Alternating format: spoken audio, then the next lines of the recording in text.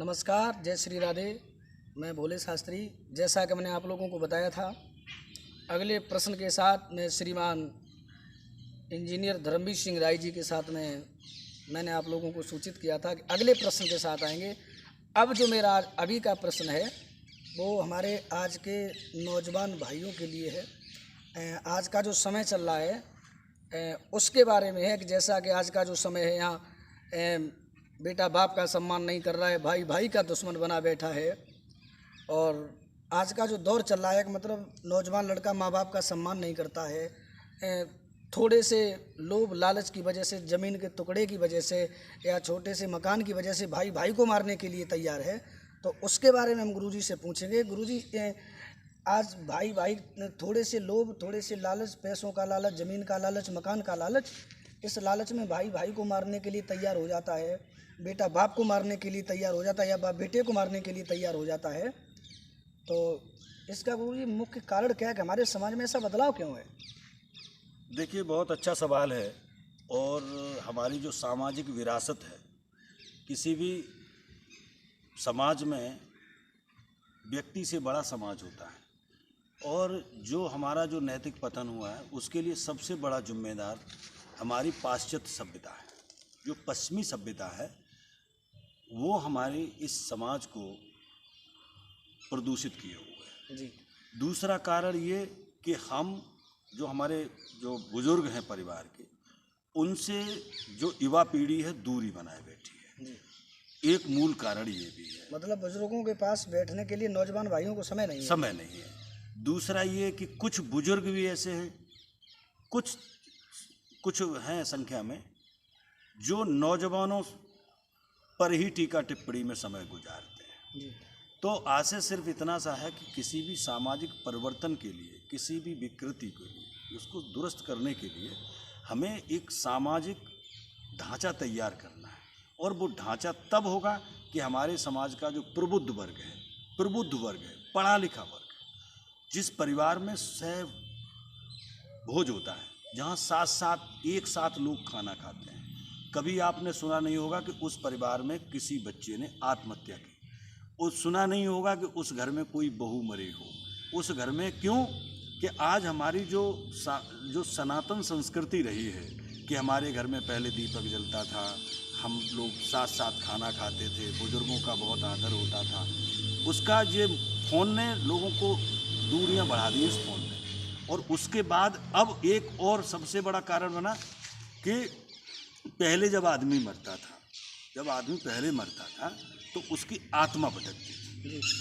अब लोगों की आत्मा मर चुकी है, अब आदमी भटक रहा है। तो अब आत्मा आदमी की पहले से मरी है। क्यों? कि वो अर्थ में अंधा है, उसे कुछ नहीं दिखाई देता। उसे दिखाई देता भोले शास्त्री बड़े आदमी हो गए, हम भी कैसे हो जाए। अब भोले शास्त्री ने कितना संघर्ष किया, कितना समर्पण किया, कितनी माँ बाप की सेवा की, कितना आशीर्वाद प्राप्त किया, गुरुजनों का आशीर्वाद प्राप्त किया, तब ये मुकाम हासिल किया। अब चंद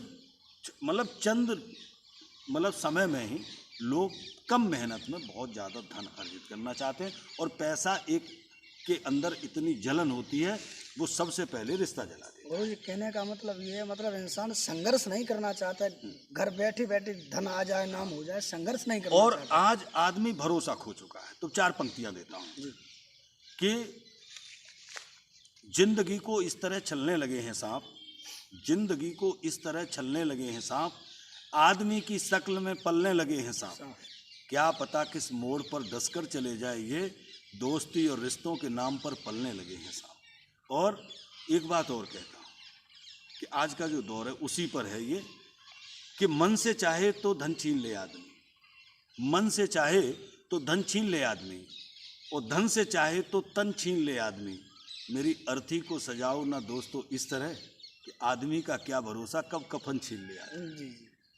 आज का आदमी ऐसा हो गया है। दूसरा कि अब जब देखेंगे कि साहब बहुत आजकल जैसे कांवड़ यात्रा हो रही है, कि साहब अब भागवत हो रही है, कि अब झंडा चढ़ रहा है, कि अब ये नेजा चढ़ रहा है, ये सारे कारण उस पर लोग कहते हैं। तो मैं कहता हूँ कि वेदना का जहर, जो हमसे भी लोग कहते हैं कि राय जी आप इस तरह का, आप कहूँ भटकते रहते हो, आप कोई काम नहीं करते। मैंने कि मुझे इस ईश्वर ने इस की जिम्मेदारी के साथ मुझे भेजा इस दुनिया में कि मैं लोगों के काम आ सकूं। और मेरे जीवन का मकसद केवल इतना है कि वेदना का जहर हम हंसकर पी रहे, वेदना का जहर हम हंसकर पी रहे, चंद गीतों के सहारे जी रहे, घर फूंक अपना दिया तो बस इसलिए कि गरीब की झोपड़ी में रोशनी होती रहे, गरीब की झोपड़ी में रोशनी होती रहे।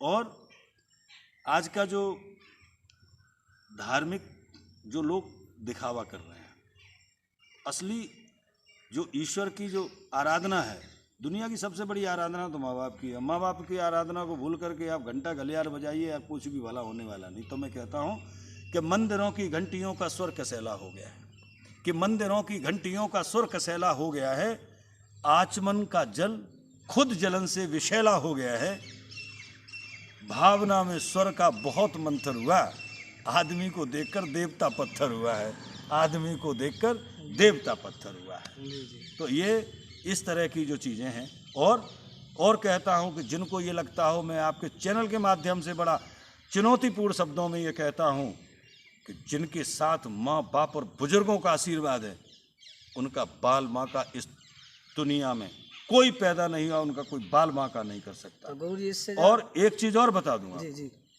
कहता हूँ कि आशीषों का कलश, आशीषों का कलश अमृत से भी भारी होता है, आशीषों का कलश अमृत से भी भारी होता है, जिसके आगे शीश झुकाई युग तक आभारी होता है, शीश झुकाई युग तक आभारी होता है। और हम लोग जो विश्वास खो चुके हैं, अपना एक दूसरे के प्रति विश्वास खत्म हो गया, ये विश्वास खोने का ही कारण है।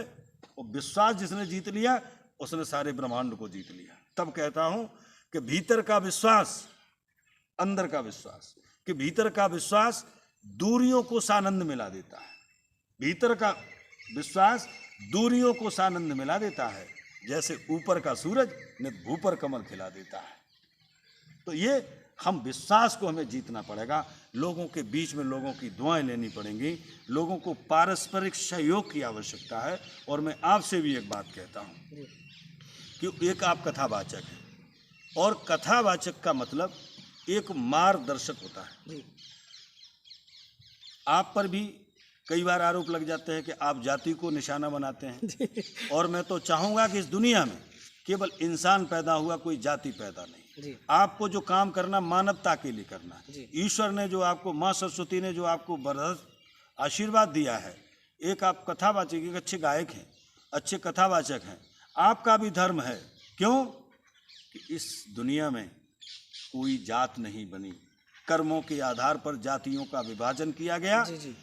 और व्यक्ति, हर समाज के हर वर्ग के व्यक्ति का सम्मान करना एक कुशल वक्ता का, समाज के मार्गदर्शक का नैतिक कर्तव्य है। और हम तो एक बात यूँ भी कह देते हैं कि इस धरा का दर्द ही श्रृंगार मेरा है, इस धरा का दर्द ही श्रृंगार मेरा है, आदमी का वंश ही परिवार मेरा है, आदमी का वंश ही परिवार मेरा है। दर्द बहुत झेले हैं जिंदगी में हमने, इसीलिए आप सबके प्यार पर अधिकार मेरा है। आप